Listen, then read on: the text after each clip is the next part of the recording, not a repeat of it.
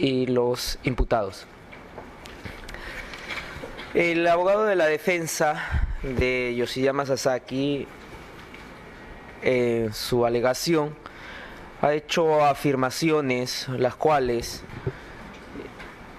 he negado, no solamente por la inconsistencia del argumento, sino que también estas no se condicen con la realidad o con la verdad.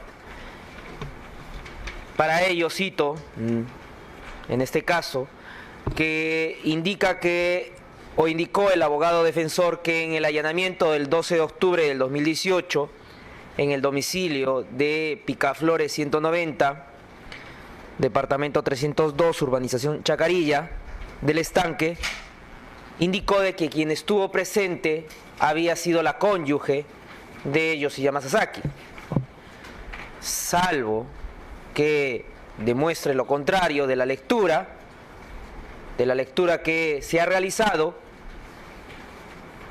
que por el número de folios, no lo voy a realizar, 8 hojas, no aparece la cónyuge del imputado y por lo tanto no es cierto lo que afirma el abogado defensor.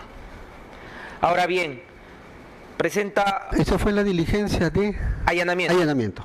Muy bien. El abogado defensor indicó de que estuvo presente la cónyuge. Sí, ya lo entiendo. Yo estoy negando ello y me remito al texto íntegro del acta. De la misma manera presenta, bueno,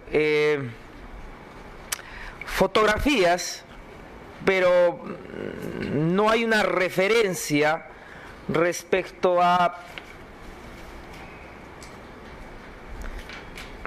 cuál es la vinculación, ¿no? Porque de ser el caso, entendemos, habiendo ingresado al domicilio, habiéndose garantizado el ejercicio de la defensa, hubiese dejado constancia precisamente de muestras fotográficas que hubiese solicitado en el ejercicio de su derecho de defensa, en el acta de allanamiento. Como él dice, que solicita a la Fiscalía determinados actos de investigación, pero la Fiscalía no le da respuesta, hubiese indicado, hubiese solicitado que nos constituyéramos nuevamente al domicilio con un perito, fotógrafo, y tomar estas muestras, pero no entiendo y no comprendo cuál es la utilidad que quiere darle a su posición. Pero sí agradezco la honestidad del abogado defensor al presentarnos la partida registral del inmueble de Jorge Yoshiyama Sasaki. Agradezco su honestidad porque nos está ya dando a conocer el motivo real por el cual Yoshiyama Sasaki ha puesto a la venta el domicilio.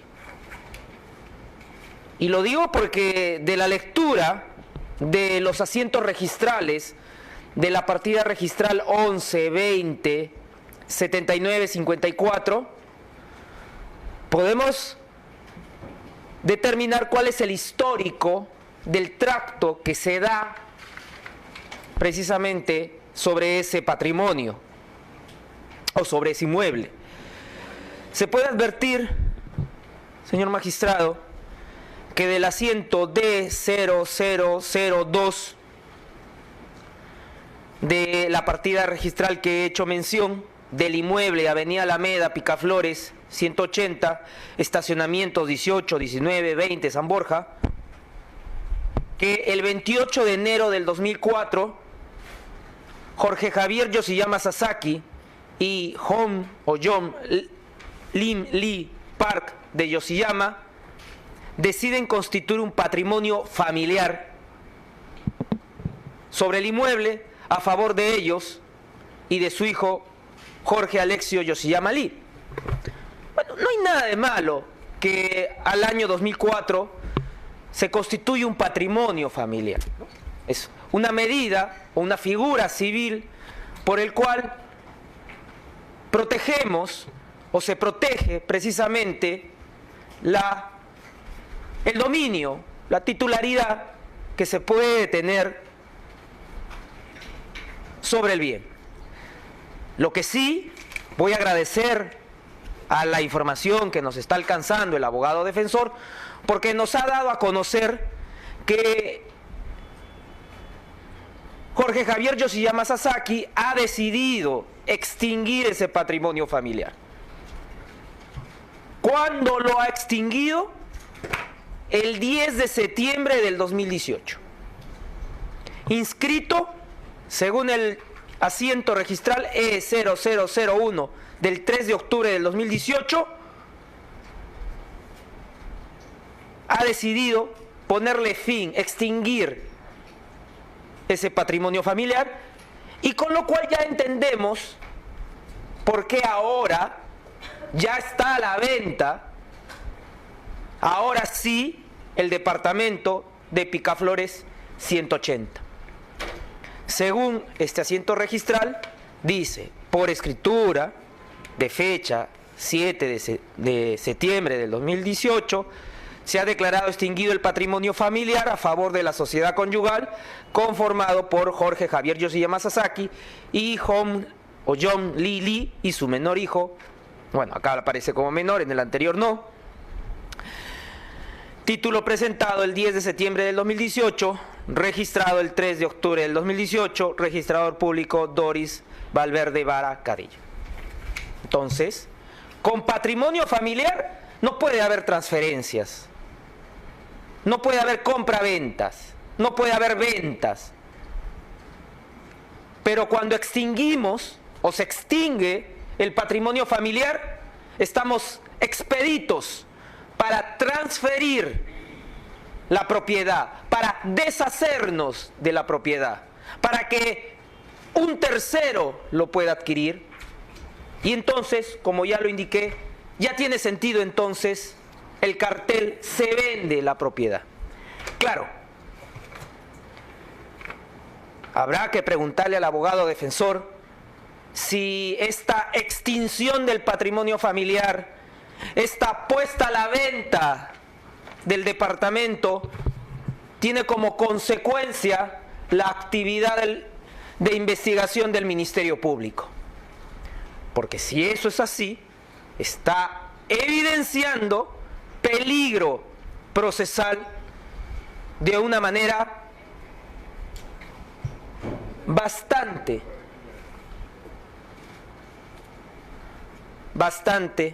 alta. Repito y concluyo este punto, le agradezco al abogado defensor por darnos esta información. Bien, el abogado también hizo alocución y nos hizo mención a decisiones judiciales.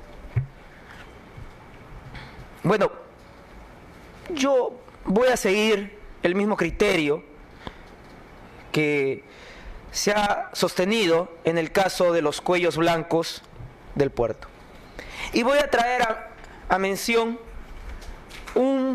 dos párrafos, dos considerandos de la resolución 2 del 5 de septiembre del 2018 del expediente 0033-6-5201-JR-PE-03 de la Sala Penal Nacional de Apelaciones del Sistema Especializado en Corrupción de Funcionarios, Colegiado A. Fundamento 99, página 57. Un cuarto agravio lo constituye el cuestionamiento al peligro procesal a partir de la pertenencia de su patrocinado a la organización criminal, la gravedad de la pena, el concurso real de delitos y la prognosis de la pena. La defensa, como en el caso de los cuellos blancos, también está cuestionando los fundamentos que el Ministerio Público puede sostener de acuerdo a lo que señala la norma. ¿Qué le responde el colegiado superior a ese agravio o esa alegación de agravio respecto a la apelación de la prisión preventiva? Fundamento 101. El colegiado comparte la decisión del juzgador, pues como hemos anotado, En el caso de Aparicio Beizaga, se han aportado fundados y graves elementos de convicción que lo vinculan con los delitos que se le imputan, por lo que se tiene en cuenta la gravedad de la pena, que es otro de los datos objetivos para afirmar el peligro procesal. Pues a este imputado, además del delito de organización criminal, se le atribuye la participación en el delito de tráfico de influencias, lo que evidencia la gravedad de la pena que se le espera. Por ello, consideramos que subsiste el peligro procesal en sus dos vertientes, considerando además que los audios que se vienen difundiendo dan cuenta de otros hechos en los que se encuentran involucrados diversas personas. Por tanto, el porcentaje restante podría identificar una serie de actos ilícitos en los cuales estarían involucradas personas no identificadas e incluso el propio Aparicio Beizaga, dada la cercanía y confianza con Ríos Montalvo.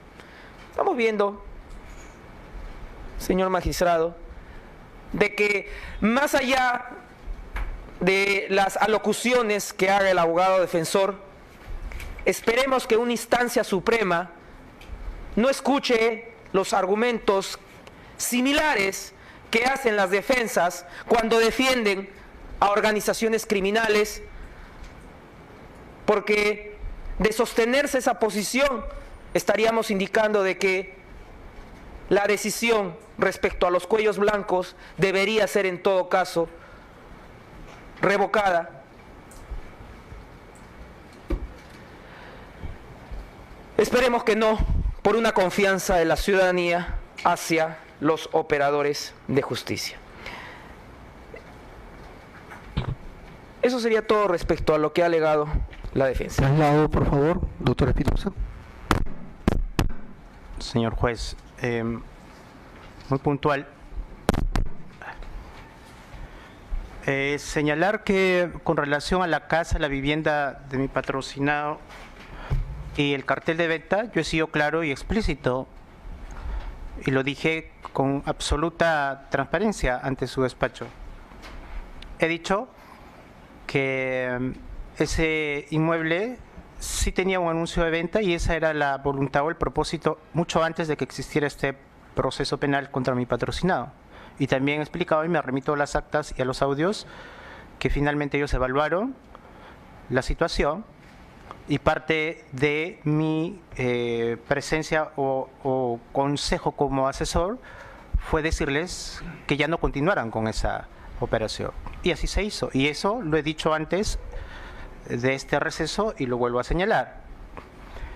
En honor también a la precisión de la información, sí, en efecto, yo dije acerca de la presencia de la esposa de mi patrocinado que estaba presente el día de la audiencia, pero hago la precisión que dije, me remito en todo caso a lo que dice el acta, y en efecto, señor juez, la señora esposa de mi patrocinado no estuvo en la audiencia, y eso es algo que lo preciso en esta audiencia como corresponde. Pero además señalar que el tema referido a la situación de la venta o no de la transferencia de un inmueble y en definitiva los aspectos de disposición patrimonial, y de esto ya se ha escrito bastante, los aspectos de disposición patrimonial en el curso de un proceso penal, señor juez, pueden, repito, pueden, según cada caso, ser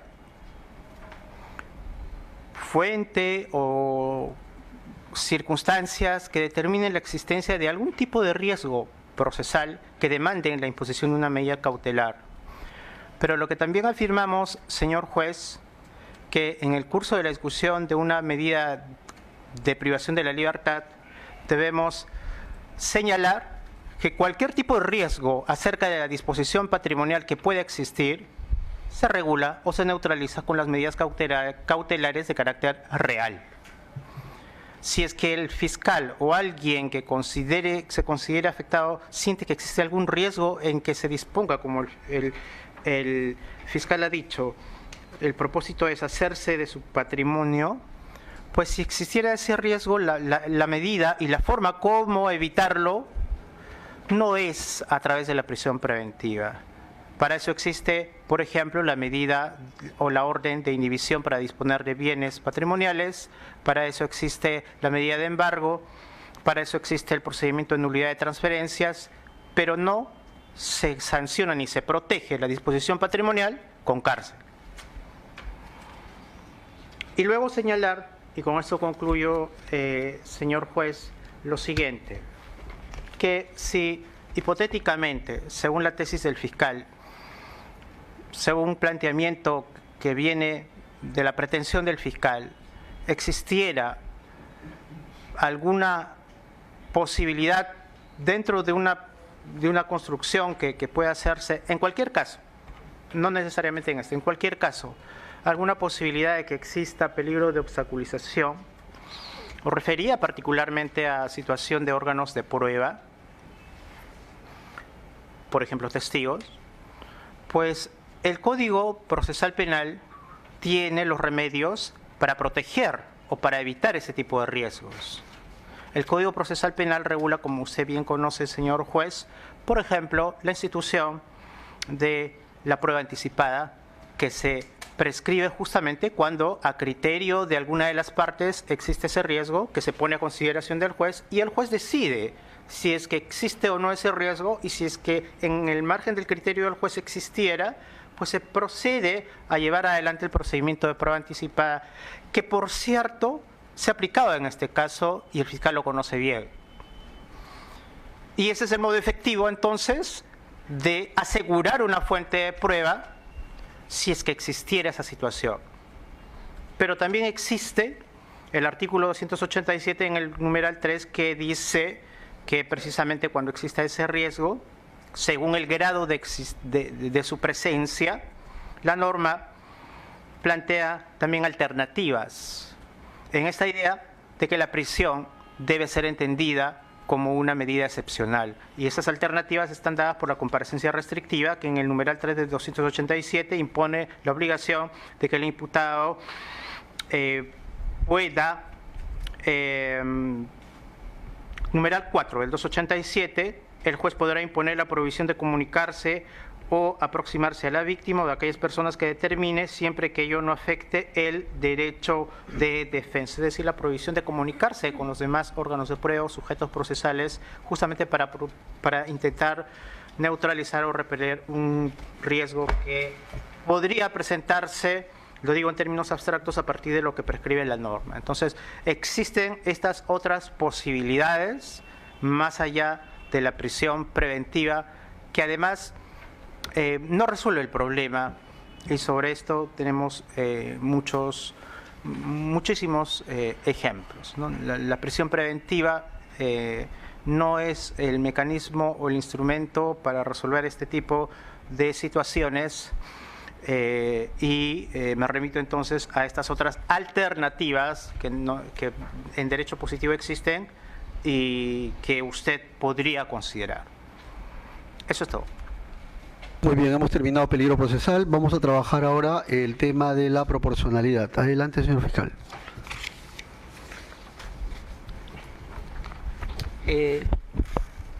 Procedo a hacer la sustentación de la proporcionalidad. Para ello debemos tener en cuenta de alcanzar a usted la información para que pueda llegarse a un test adecuado de idoneidad, necesidad y proporcionalidad propiamente dicho. Respecto al test de idoneidad, debemos establecer de que la medida es la adecuada en el sentido de que la naturaleza del delito, la complejidad de la investigación va a garantizar el desarrollo de la investigación. Estamos ante una investigación por delito de lavado de activos en organización, y al ser Jorge Yoshiyama Sasaki integrante de ella, y al haberse expuesto la información respecto a los actos que éste estaría realizando, no solamente para lograr un tipo de posibilidad concreta de fuga sino que también ha habido actos de obstaculización a la averiguación de la verdad, entonces la medida adecuada se sujeta a establecer qué es la prisión preventiva. Trayendo a colación, por ejemplo, el considerando 64 del caso de los cuellos blancos, tantas veces referido en esta audiencia, se considera tan solo la pertenencia de la organización criminal a una organización criminal que la medida de prisión preventiva resulta idónea para asegurar la presencia del imputado al proceso. Entonces, hay un antecedente que es observable y que invoco al momento de que usted haga su juicio de valor al final. Respecto a la necesidad, entendemos que esta medida es necesaria toda vez de que se ha determinado objetivamente acciones de entorpecimiento y obstaculización a la averiguación de la verdad, cuando hemos hecho referencia precisamente en el tercer presupuesto procesal respecto a testigos e imputados. También se ha hecho mención a acciones de sustraerse o tendientes a sustraerse a la acción de la justicia, la posible venta que se estaría realizando del bien inmueble determina una conducta dentro del proceso. La posibilidad de no tener o no contar con un arraigo domiciliario al no contar con el inmueble domicilio. Por lo tanto, es necesario la medida de prisión preventiva. Y respecto al test de proporcionalidad, de efecto, reconocemos de que va a haber una afectación a un derecho fundamental. Sin embargo, la medida busca precisamente el aseguramiento de los fines del proceso, es decir, de que no hay una afectación o trastocamiento precisamente a el normal desarrollo que debería darse en este proceso penal, vuelvo a reiterar. Respecto a la duración de la medida, según el artículo 272, numeral 3, consideramos que el plazo es de 36 meses. Me puedo volver a remitir a lo que dice la resolución superior del caso de los cuellos blancos, fundamento 64, en donde indica para el caso que puede ser simplemente observable, pero puede tomarse en cuenta como un antecedente. Señala lo siguiente: el plazo de 36 meses resulta proporcional y razonable atendiendo a la organización criminal, la naturaleza de los delitos, el número de los imputados y la cantidad de diligencias por realizar. De la misma manera, estamos postulando que Jorge Yoshiyama Sasaki se encuentra comprendido en la organización criminal. El delito es un delito de lavado de activos que por su propia naturaleza es un delito que amerita una investigación más compleja. Contamos hasta la fecha con 51 imputados, bueno, 52, pero 51 al momento de presentar el requerimiento. Se ha señalado diligencias diversas como pericias grafotécnicas en 85 vouchers, 262 vouchers, 591 vouchers, 40 vouchers, solicitud de asistencia judicial internacional, hasta 24 de ellas a distintas partes del mundo o diferentes países, pericias contables para determinar determinados aspectos de la capacidad de los aportantes, los ingresos a Fuerza 2011, pericias grafotécnicas sobre los recibos de aportaciones, pericias informáticas a los equipos incautados. Es decir, hemos fundamentado nuestro requerimiento mucho más allá, o hemos dado mayor información a lo que estrictamente requiere el órgano jurisdiccional para poder válidamente sostener su decisión. Eso sería todo. Traslado a la defensa. Doctor Espinosa. Señor juez,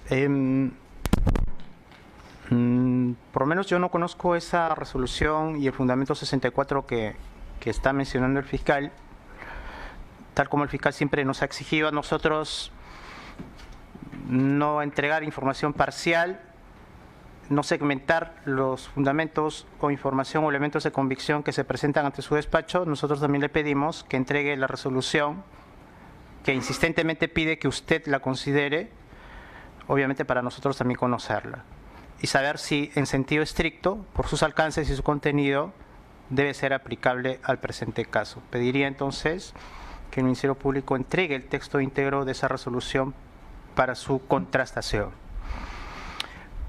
Luego señalar que en realidad lo que nosotros observamos, ya después de tantas audiencias en este caso, es que la fundamentación de la proporcionalidad que ha hecho el Ministerio Público tiene, y es nuestra opinión, nuestro parecer, tiene una fundamentación realizada, como se denomina en el argot jurídico, una motivación en bloque.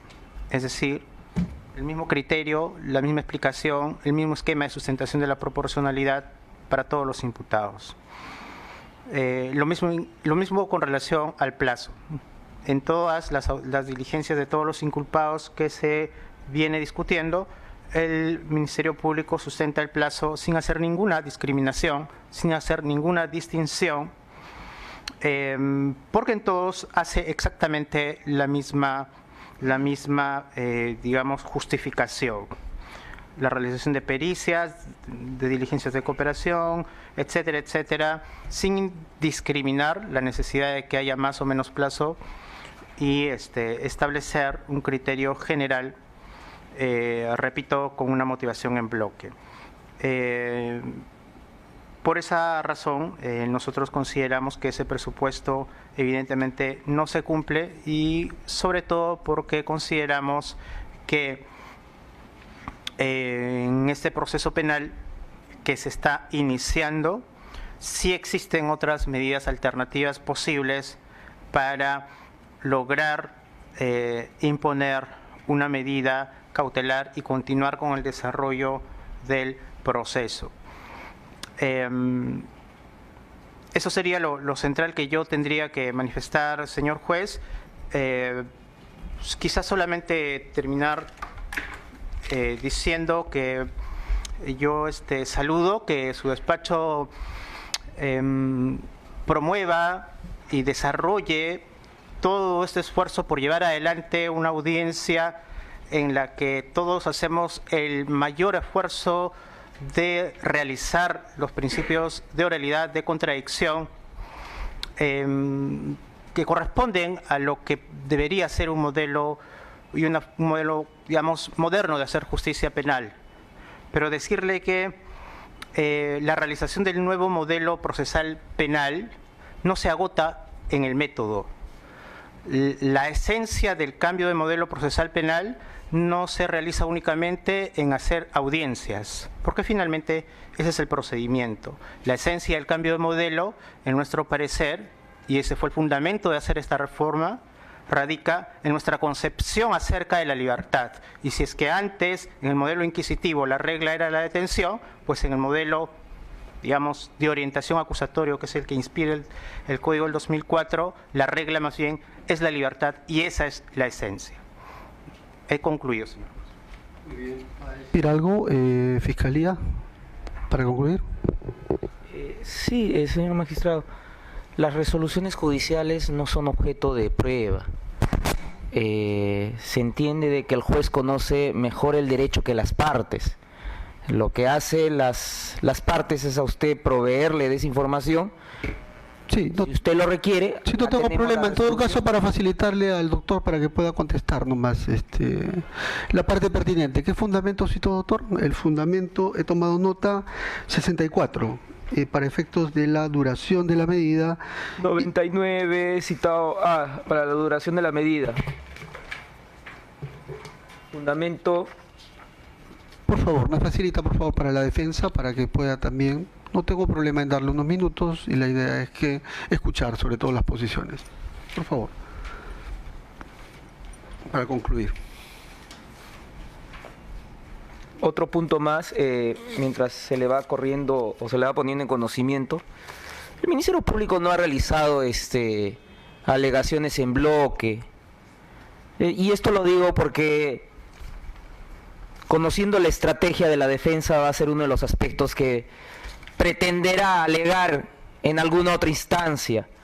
Y he sido bastante cauteloso para que la información que recoja su judicatura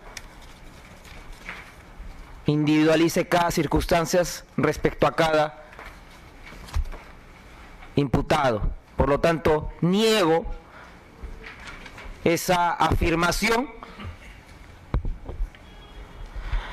y como el juez conoce mejor el derecho que las partes, se dará usted cuenta que en la resolución de los cuellos blancos hay una descripción por cada circunstancia menor a lo que probablemente nosotros hemos alcanzado a su judicatura, no, como lo dice el Tribunal Constitucional, no por una extensa motivación estamos hablando de una debida motivación, sino que se tienen que dar razones adecuadas, y creo que esa es la línea que observamos en su judicatura y que el Ministerio Público está coadyuvando, alcanzando la información correspondiente. Muchas gracias. Unos minutos le vamos a otorgar al doctor Espinosa para que pueda revisar. Indicó el fundamento 64 y los fundamentos correspondientes a la proporcionalidad. Pues, Le doy unos minutos si desea. no es necesario, señor juez. Es una resolución de 157 páginas. Evidentemente, si yo quisiera hacer una lectura rigurosa, no terminaría en 3 minutos. Yo solamente dejo constancia, señor juez, que en todo caso quien debe evaluar y conocer si este instrumento vale o no como método de sustentación de la pretensión de fiscal es su despacho. Nosotros le evaluaremos para cualquier cuestionamiento adicional, pero es su despacho el que debería en todo caso considerar. Muchas gracias. Por favor, a la Fiscalía el documento. No tengo problema.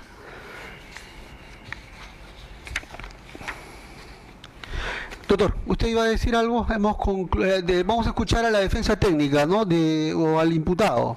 ¿Va a decir algo el imputado Yoshiyama Sasaki? Vamos a cederle el uso de la palabra. Donde usted guste.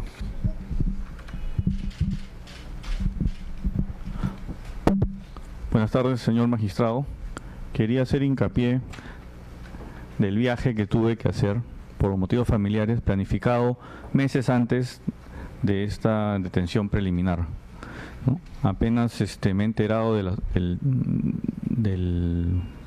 de este asunto, tomé un vuelo directamente a Lima el día después de haberme enterado y un día antes de la audiencia, para ponerme a derecho como siempre lo he hecho. Quería hacer hincapié también que la vivienda donde estoy morando en estos momentos con mi familia, la tengo hace casi 20 años y no tengo otra casa en estos momentos donde vivo, y también tengo el mismo trabajo hace casi 20 años y mis hijos estudian en el mismo colegio también hace como 15 años, solo para dejar constancia de todos estos hechos, para comprobar mi arraigo familiar y laboral, y me pongo derecho nuevamente. Gracias. Muchas gracias. Doctor, ¿te iba a decir algo, doctor? Sí, doctor. Adelante. Muchas Usted es abogado de Bedoya Cáceres. Cáceres, señor. Sí. Adelante. A partir de la disposición 86, señor magistrado, la carpeta 80 ha sido acumulada también a la carpeta que se tramita ante su despacho.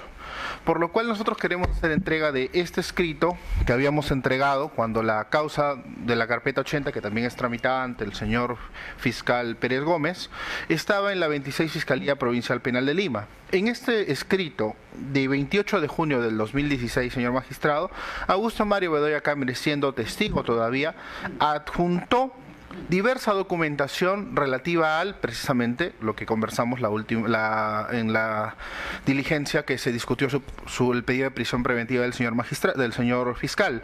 Esto es el cheque que depositó como aporte de campaña al partido político Fuerza 2011.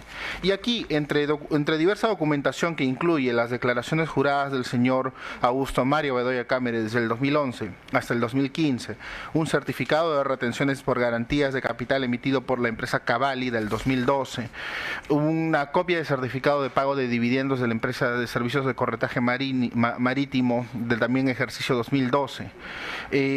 Entre otra documentación, también entregamos el estado de cuenta corriente de la cuenta 002-193-001-18-15-755-16812, que está a nombre de Augusto Mario Bedoya Cámara y que es de moneda extranjera, en el cual precisamente figura el cheque 0032, que es precisamente el número de cheque que en copia le entregamos en la audiencia pasada, en nuestro escrito de 22 de marzo del 2018, hecho llegar a la carpeta fiscal de la presente investigación, en el cual figuran los $32.000 precisamente, doctor. Acá está. Y también entregamos una copia del estado de cuenta corriente de esta misma cuenta en moneda extranjera a nombre del señor Augusto Mario Bedoya Cámara del ejercicio anterior, donde se ve también sus ingresos a esa cuenta, o sea, sus abonos, con lo cual tenía dinero suficiente para afrontar. Acá le doy... Y está. Muy bien. Doctor. ¿Esto lo ha presentado a la misma fiscalía del Sí, doctor? Está de todas maneras, por favor, sí, para ponerle a conocimiento y para ingresarlo también. Muy bien, para que lo revise. No, ese es el documento, Este es el documento que usted presenta para sustentar los movimientos de dinero. El movimiento de dinero y precisamente donde figura el cheque. Ya. Y figura el movimiento en la cuenta bancaria correspondiente. Muy bien. Vamos a acordar traslado a la fiscalía. ¿Desea unos minutos, doctor? No, está muy bien, señor magistrado. Pero el abogado no nos dice si con esto prueba que su patrocinado Augusto Bedoya Cámara no recibió el dinero o no solicitó el dinero de Jorge Enrique Simões Barata. Acá lo que nos está indicando es de que el aporte que él habría realizado provino de su cuenta bancaria, pero no nos está negando que con esta información Jorge Enrique Simões Barata no le entregó el dinero. Ahora, he indicado en el desarrollo de la audiencia de que como testigos están señalando de que la modalidad era buscar a personas con solvencia económica. O sea, no eran personas que no tuvieran una cuenta bancaria, movimiento financiero. Buscaban precisamente a personas que tuvieran esa capacidad.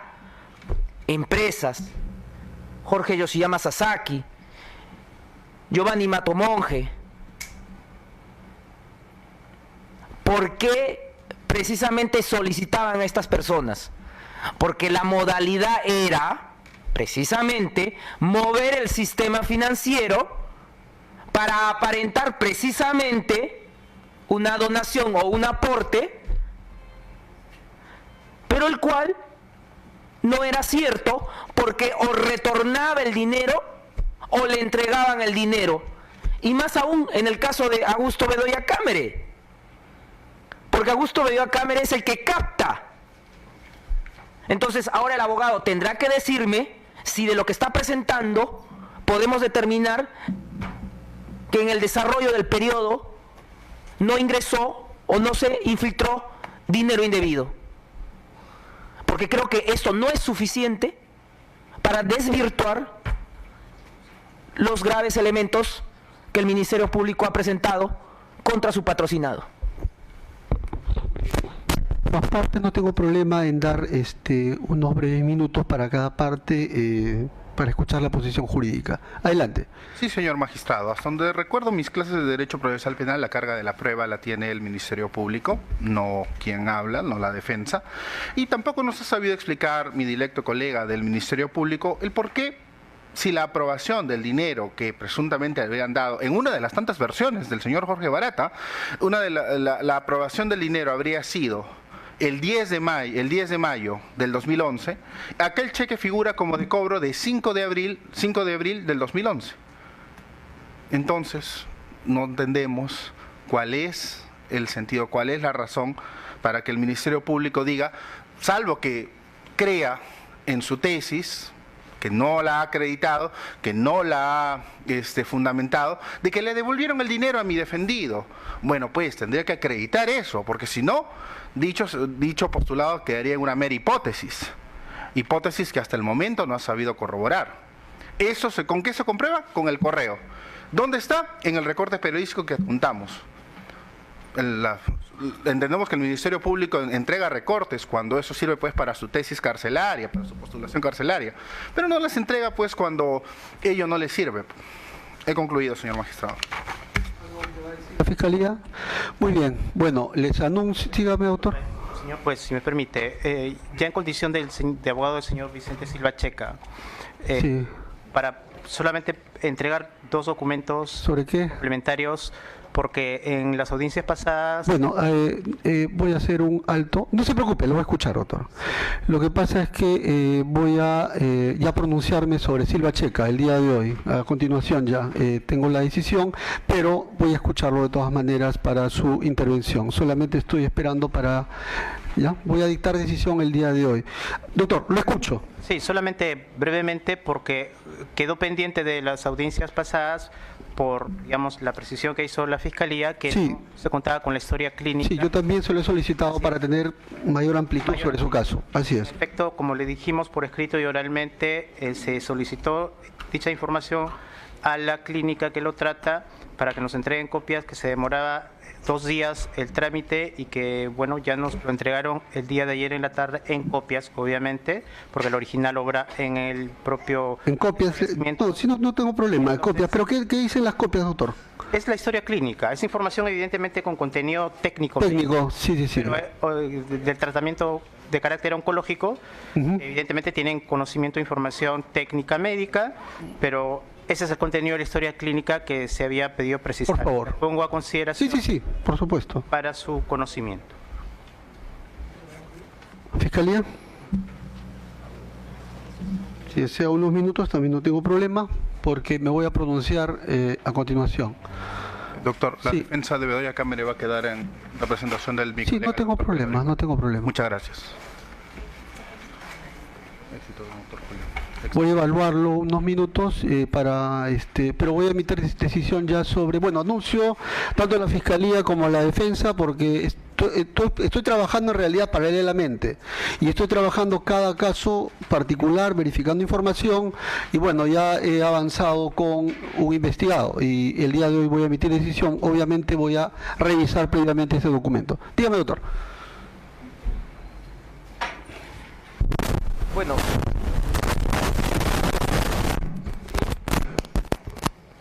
Adelante. invocando siempre principio de igualdad de armas, así como el abogado nos ha alcanzado un elemento de convicción, luego de hacer la fundamentación correspondiente, voy a también hacer mención a lo que corresponde al Ministerio Público.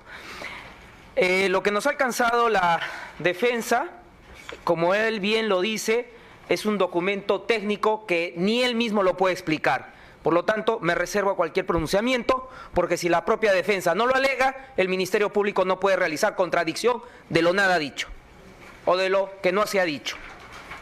Bien. Pero sí, presento y alcanzo la declaración testimonial de Mercedes Rosalba Arauz Fernández, recibida el día de ayer, 9 de noviembre del 2018, y que me voy a ir a la parte pertinente, simplemente. A la pregunta 23, a la respuesta. Indica: sí, en la reunión que tuvimos, cuando hice una ronda de reuniones con las bancadas, no hablamos del nombre del señor Silva Checa, pero sí hablamos de los mismos temas que fueron tratados previamente con el señor Silva Checa y los hablamos con los voceros de Fuerza Popular en el Palacio Legislativo.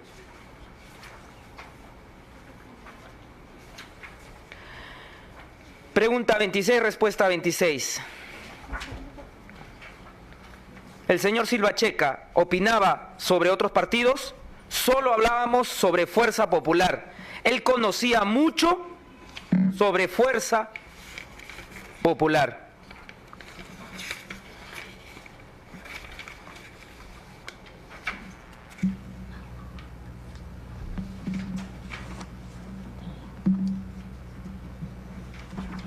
Respuesta a la pregunta 7.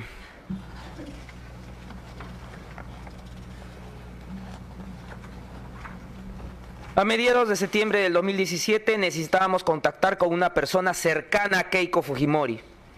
Era necesario buscar un primer ministro que no generara ruido político, es decir, que no fuera rechazado por la mayoría de Fuerza Popular. Se había consultado con líderes de otras bancadas para ver el perfil que se esperaría de un primer ministro, pero era más difícil con el fujimorismo. Los liderazgos formales no aseguraban nada. Entonces es así que consultó con Juan José Garrido, en calidad de amigo, si podía ayudarme a hablar con alguien cercano a Keiko Fujimori. Él me dijo que lo contactara. Él me dijo que lo dejara contactar al señor Silva Checa. Se sabía que esta persona era cercana a la señora Fujimori. Yo como vicepresidenta estaba haciendo mi trabajo político. Luego Juan José me llama de que si quería venir a la casa, pues ahí podíamos juntarnos con Vicente Silva Checa.